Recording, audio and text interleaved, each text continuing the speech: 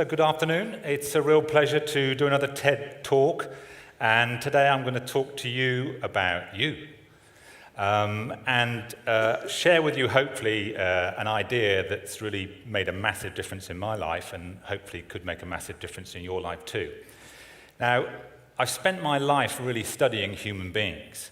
So when I was a kid, I was the youngest of four, so I spent a lot of time just watching my brothers and sisters and seeing the mess and the challenge that they got into and trying to clock how I avoided that.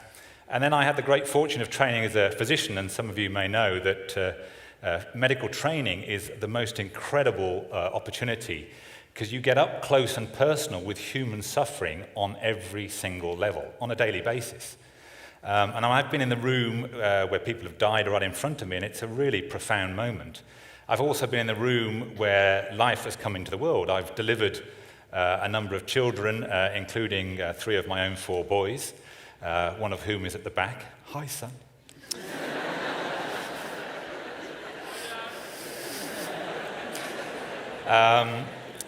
So medical training, a fantastic experience.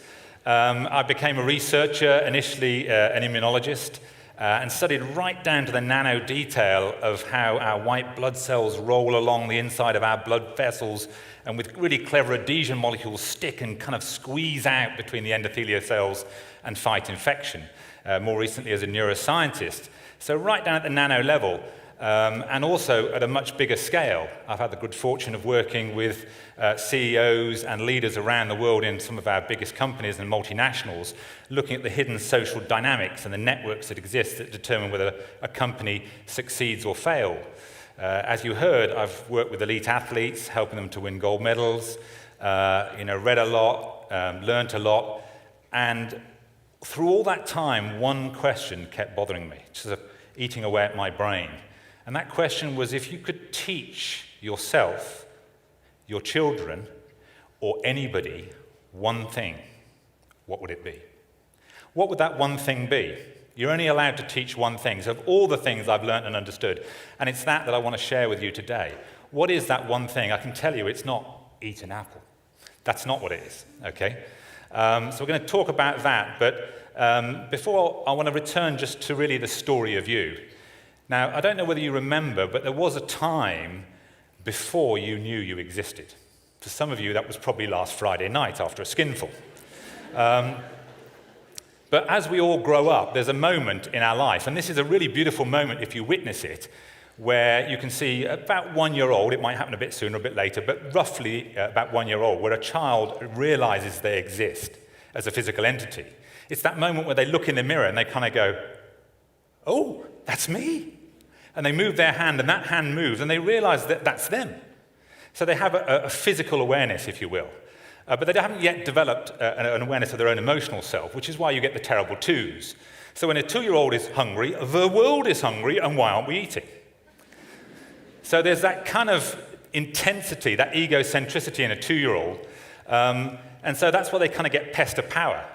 So in the supermarket, it's mum, mum, mum, dad, dad, meat, food, food, meat, now, meat, food.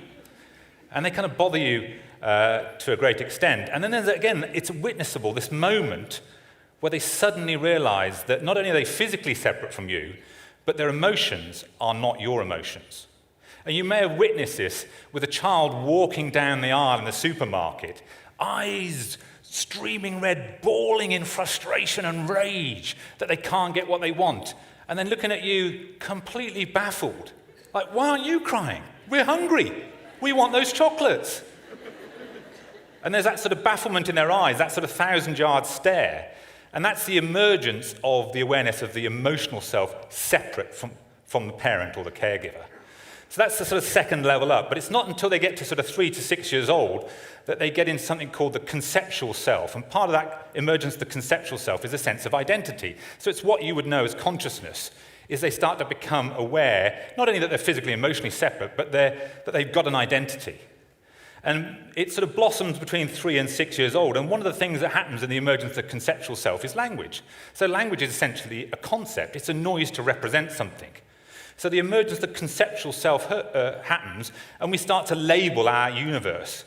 Cat, dog, bat, ball, window, floor, and so on. And so the world starts to make sense, and we start to be able to navigate. And children between the age of 3 and 6 learn about 6 new words every single day. So there's this phenomenal language acquisition that goes on. But it's not until they get to the 4th level, which is called concrete consciousness, that they start to learn the rules that govern the concepts. So that's when it all starts to make sense. Why is a dog and a cat? Why is a mummy and a daddy a daddy? What's the rule? And it's in that between sort of 6 and 9 years old that the fun starts to happen. So if you speak to a 7-year-old, you can start to have fun by playing against the rules. Look at that cat going woof woof. No. Cats go meow.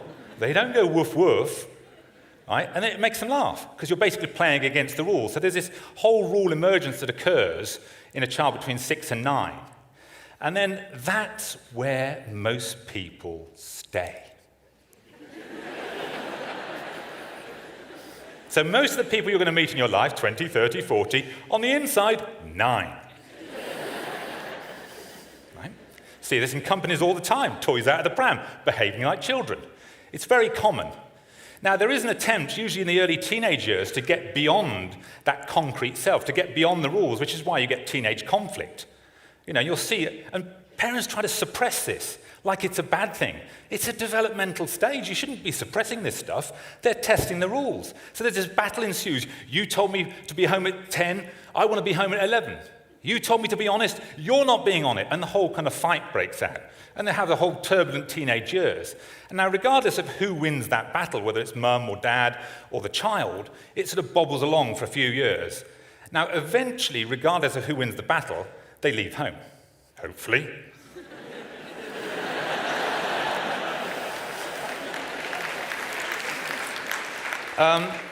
They go, right?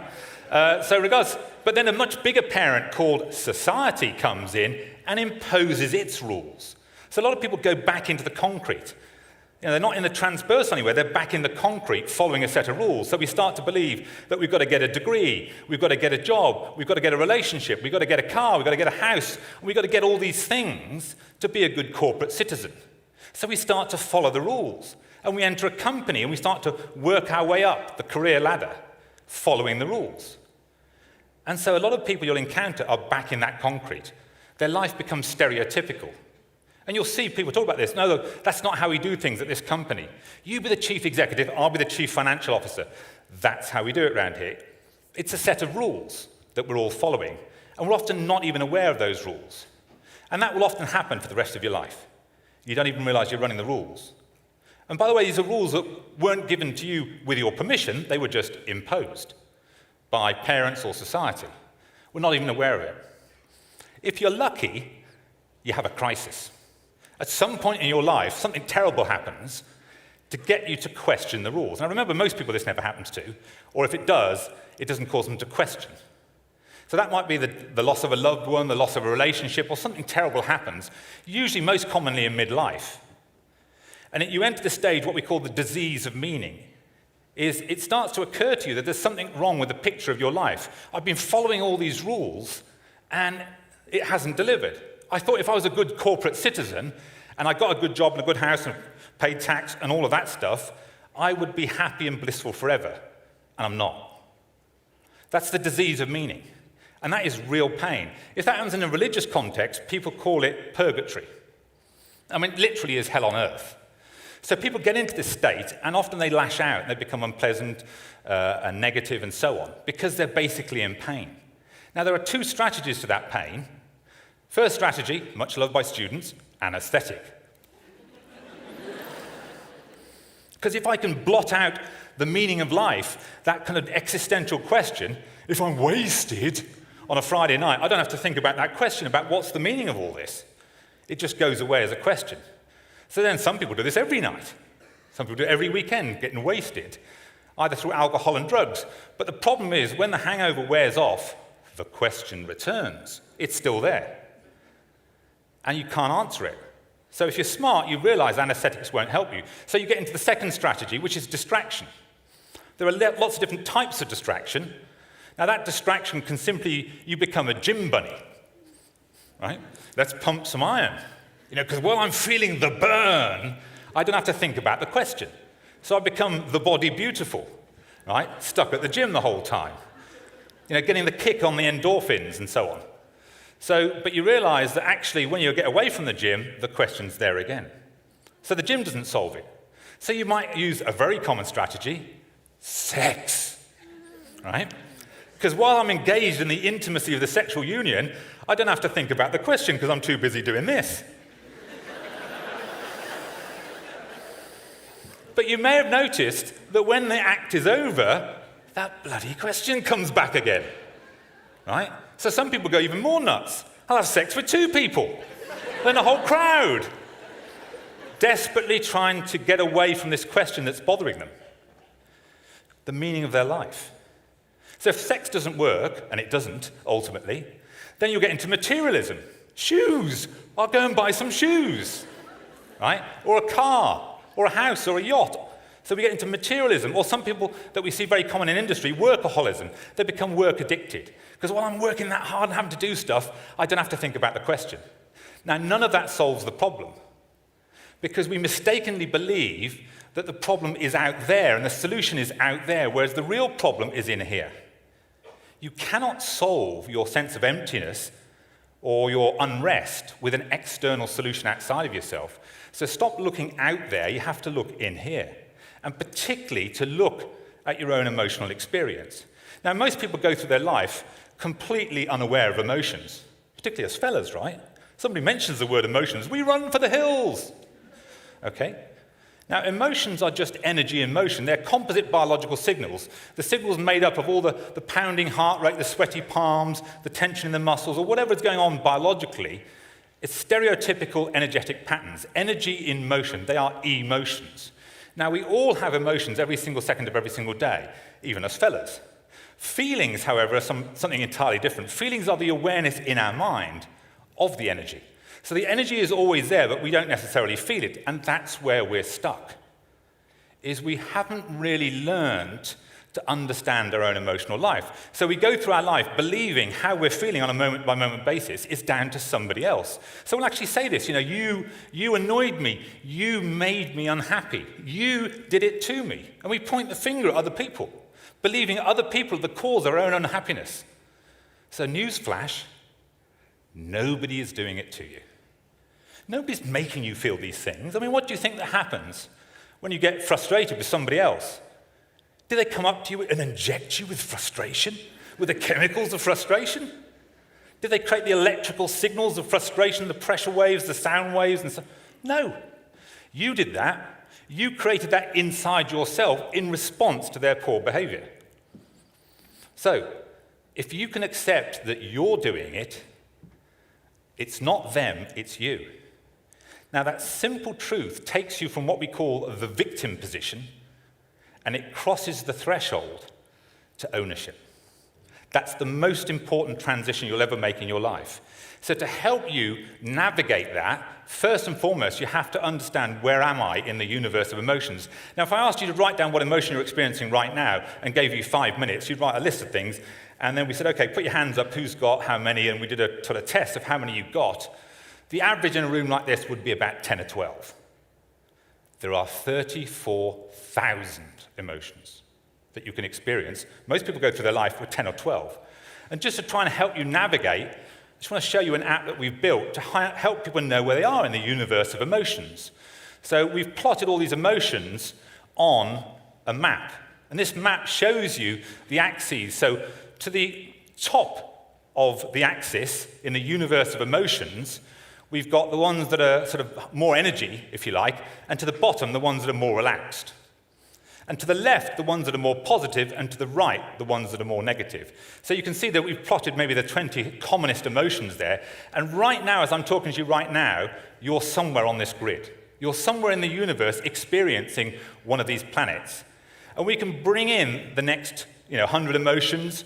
We can bring in the next 200 emotions, the next 1,000. So we've built this app to try and crowdsource with you all 34,000. So we've built it with just 2,000 as a starter.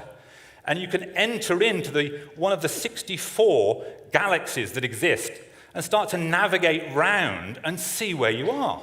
See where you are in relation to some of the other emotions, because if you don't know where you are, you're lost. Now, you'll never get control of your own state And it's really important, not only for your health, for your well-being, for your success, whatever you're doing, whether you're a sports person or a business leader, that you can start to control your own emotional state and what's going on for you. Now, if you don't know where you are, how can you possibly control any of this stuff? And the answer is you can't. So the start of the journey is even knowing which planet are you on. And this is designed to help you. And you can see in the top corner there, it shows you roughly where you are in the universe at any point in time. Now, we can zoom in into one of these 64 galaxies and look at a specific solar system. So what are we going to go into? Maybe Sociable, we can see. So let's zoom in to the solar system of Sociable and start to see what planets are around you. So if you want to move from Sociable to someone else and then gradually navigate yourself to a different part of the universe, you can see where you are. Now, most importantly, you can track where you are. So you can enter some notes. You visited the planet of, I don't know, popular. You know, I felt popular today. You know, people came up and gave me various messages, and I felt popular. And you could enter, how popular you felt or you didn't feel, and actually keep an audit trail. And you can socialize this with your mates. You can, either share it on Facebook or tweet it or Gmail it and see, well, who else is in the solar system of Sociable or even on the planet of Popular? Who else is out there? And I can track, as it does with these audit trails, of where I've been. So this is your start point, starting to get a grip of, do you even know which planet you're on and which are the nearest planets and how you can start to move around, start to get some navigational capability within that universe. So that's the first thing, is you've got to learn navigational potential. And this is designed to help you build your emotional repertoire. So you're not just stuck with 12 emotions, or in some people, frankly, 2. I feel yuck or okay. It's the only 2 emotions they've got. Right? So you've got to build a repertoire. And what you'll discover as you start to build a repertoire, some emotions are better antidotes than others. So you can start to navigate around. The second maneuver, once you've started to navigate around the universe, is really, once you get to a more constructive planet, there's no right and wrong to this, but is this emotion really serving you? When you get to a more constructive planet, can you stay there? And that really requires you to do a separate maneuver. It's called mastery, where you actually take the emotion which is subject to you. It's a subjective experience, it's below the level of your real awareness. You're sort of subject to it, i.e., it's got you. So if you've got anger, right, if anger's going through your system, if you're on the planet of anger, it's got you. You haven't got it, it's got you. So the way to get control over it is to objectify it. It's like, what on earth is anger? So you take it out as a subjective experience and you objectify it. And if you can objectify it, you can get a grip of it. And if you can do that with your positive emotions, then you can move yourself over to the positive side of the universe and stay there. So you really don't have to feel anything you do not want to feel. Misery is optional. You don't have to feel that. But if you haven't got control, then who has? And the answer is usually somebody outside of you. So I'd really encourage you, if you want to transform your life forever, because ultimately, emotions will predict your health, they'll predict your performance, they'll predict your well-being, they'll predict your sense of fulfillment, they'll determine your ability to make effective decisions. Emotions drive all of that, your motivation, and so on. And if you don't know anything about them and you haven't got control over them, it's a little bit of a lottery, is life. So if you go away after today and ask yourself one question, what planet am I on? And what planet would I like to be on? And start to work to be on the planet that you want to be on rather than wherever life has pushed you. Imagine a world where all of us could be on the planet we wanted to be on, or navigate around that kind of solar system or the galaxies that we wanted to experience. Imagine a world where, when you go to the bar to chat up that attractive person at the bar, you didn't need 4 pints of Dutch courage before you could go there, right? Imagine you could just do that yourself. Imagine a world where you didn't need to feel anxious going into an exam or a job interview, where you didn't need to feel terrified coming on stage. Imagine a world where your children, on the receiving end of bullying, didn't feel terrified or bullied. If you can control your emotions, you can change your life completely. So I'd really encourage you to start wondering about what planet you're on and start putting yourself in the universe, in that part of the universe where you really want to live your life. Thank you very much.